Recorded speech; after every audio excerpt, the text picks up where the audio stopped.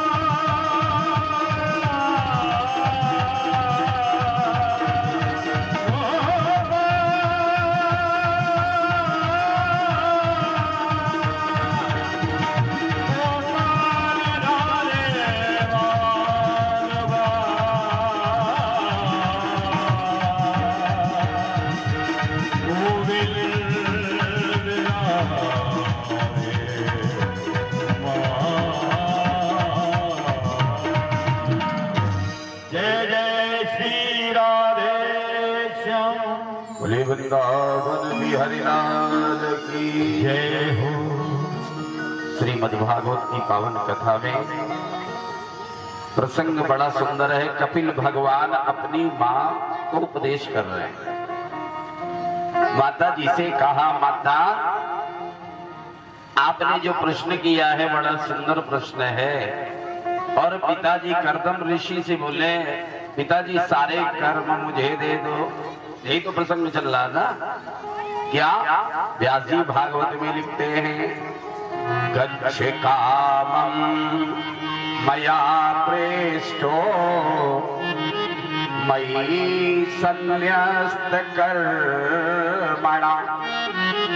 सारे कर्म मुझे दे दो और आप वन में जाएं और मेरा भजन करो। क्या उन्होंने कहा, जित्वा सुदुर्जयम् मृत्युम, मृत्यु को जीतो, अमृतत्वाय मां भज, अमृतत्व प्राप्त करो और मेरा भजन करें।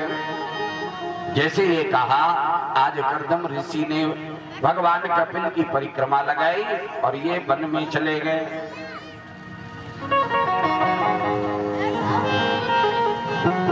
आज महाराज जी, उसके बाद माता जी सामने बैठी हुई और कपिल भगवान से कह रही, प्रभु हम आपकी शरण में हैं। तम त्वागताहं शरणं शरण्यं स्वभ्रातृ संसार करो उद्धारम्।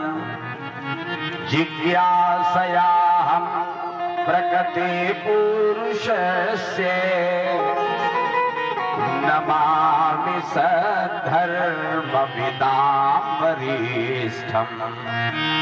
हे सभी धर्मों के ज्ञाता, हे प्रभु आपको प्रणाम। मैं जानना चाहती हूँ, मैं आपकी शरण में हूँ।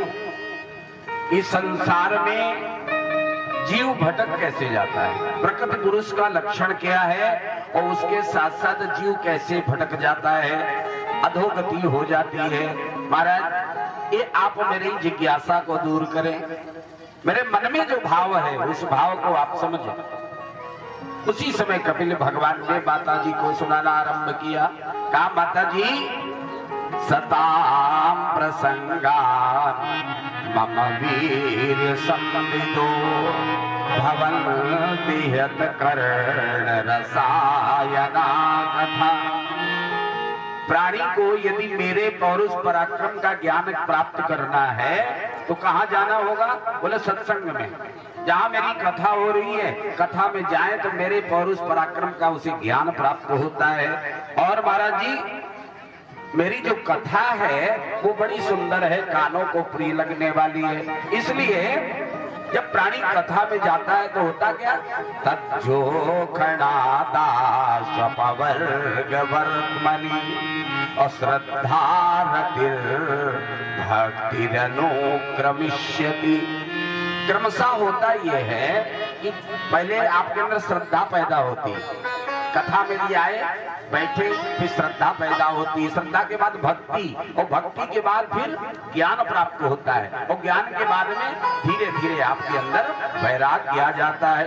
ये कथा भगवान कहते मेरी कथा सुनना बहुत आवश्यक है, तो कथा सुनिए। आज माता जी को बड़े प्रेम से सुना रहे हैं। देखो जीव कैसे भटक जाता है। 84 लाख योनियों में भटकने के बाद ऐसे घूमता रहता है, कभी दानव मानव आदि योनियों में होते हुए, और जब सत्कर्म बनता है तो मनुष्य के रूप में आता है। महाराज जी माँ के गर्भ में आता कर्म के अनुसार। क्या लिखा है? कललम त्वेक रात्रेण पंचरात्रेण बुद्बुदम। जीव का जो स्वरूप है एक रात्र में कलल स्वरूप होता है, 5 रात में कितना बड़ा रूप बनता है, बुलबुले की तरह। एक मासेन करकंधु। हे माता जी, 1 महीने में करकंधु माने होता बेर, बेर की तरह उसका रूप बन जाता है। और उसके बाद 2 महीने में बेल की तरह आकार बन जाता है। 3 महीने में पिंडाकार हो जाता है। 4 महीने के बाद जीव माँ के गर्भ में उसके अंग बनना प्रारंभ होते हैं, हाथ पैर आदि आदि ये सारे अंग बनना प्रारंभ होता है। और 5वां महीना लगा तो बस रोम नख आदि ये उत्पन्न होते हैं। 6वें महीने में महाराज जी कुक्षिम ब्राह्मती दक्षिणे, माता की दाहिनी कुक्षी में ये घूमने लगता है। और 7वें महीने में माँ के द्वारा जैसा भोजन किया जाता है, कड़वा मीठा तीखा, वैसा उस प्राणी को जीव को मिलता है। और उसमें वो लिपटा हुआ जरायुज में पड़ा हुआ है, कीड़े काटते हैं, बड़ी पीड़ा होती। तो महाराज जी तो पूर्ण ज्ञान हो जाता है, जीव को पूर्ण ज्ञान हो जाता है। और उस समय भगवान का ध्यान करते हुए भगवान से कहता है, प्रभु मुझे बाहर निकालो, हम रहना नहीं चाहते। देखो एक बात बता दें, जो महात्माओं ने ऋषियों ने कहा बिल्कुल सत्य है, ये जन्म लेना भी एक नरक की गति है। क्योंकि बाबा जी लिखते हैं क्या, जन्मत मरत दुसह दुख हो,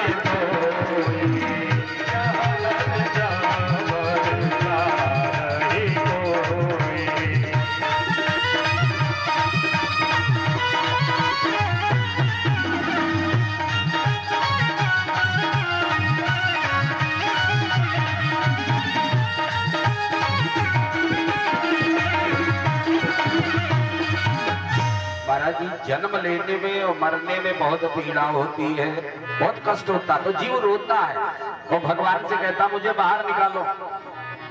ऐसे 9 महीने तक ये जीव प्रार्थना करता रहता है, 9 महीने तक रोता है और एक ही बात कहता मुझे बाहर निकालो। अब ऐसी गलती नहीं करेंगे जो दोबारा हमें यहाँ आना पड़े। महाराज जी भगवान उसकी पुकार सुन लेते हैं। पुकार सुनने के बाद प्रसूति वायु के द्वारा धक्का लगा के बाहर गिरा दिया जाता है। और जैसे ही संसार में आया, आते आते रोना प्रारंभ कर देता है। क्या, कहां कहां कहां, जानते हो किसको कहां कहां करता है? माने जब तक गर्भ में रहा तब तक इसे भगवान का दर्शन होता रहा।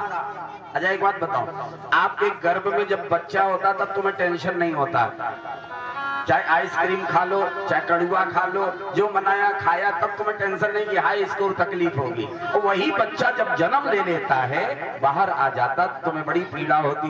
यदि ठंडा खा लिया तो इसको सर्दी लग जाएगी, है ना। पहले क्यों नहीं होता? उसका कारण है गर्भ में इसकी रक्षा भगवान कर रहे हैं, सारी जिम्मेदारी उनकी है। अब यहाँ संसार में आया तो भगवान नहीं दिख रहे हैं, क्यों?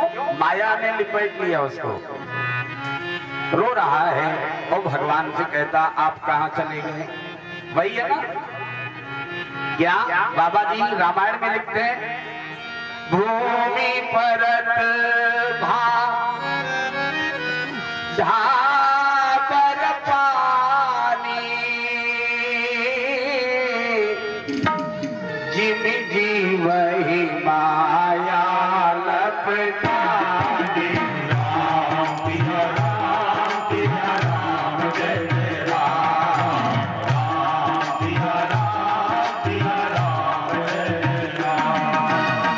भूमि परत भागावर पानी,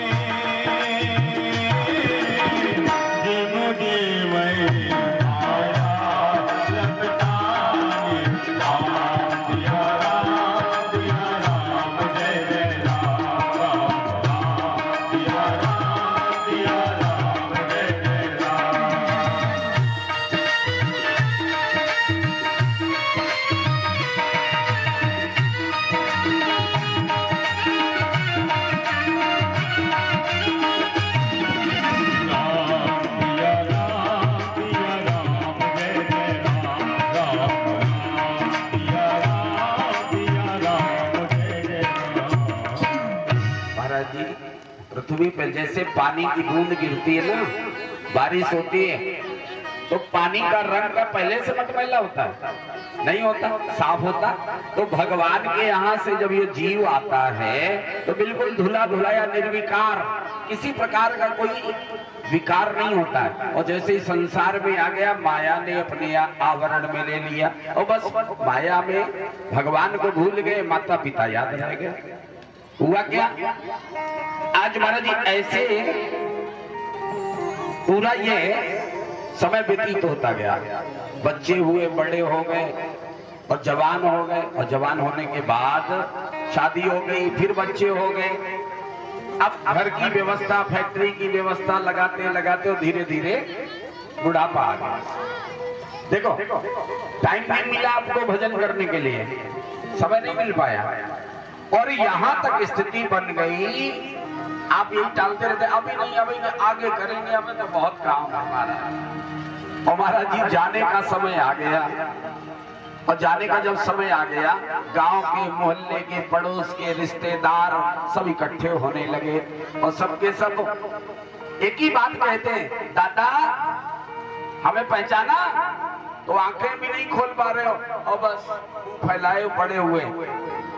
दादा राम राम कहो। अब राम राम कैसे कहें, जब कभी कहा हो तब तो राम राम कहें। इसलिए अभ्यास करना बहुत जरूरी है जीवन में, अभ्यास करते रहो भाई। जिस रास्ते पे आप कभी गए नहीं, कभी चले नहीं, तो आपको अनुभव क्या है उस रास्ते का। इसलिए नाम जपते रहिए, भगवान के नाम का तो सुमिरन हमेशा करते रहो। आज क्या हुआ, अब उस समय काले काले यमदूत आते हैं महाराज जी, उनका रूप देखिए डर जाता है। भागवत में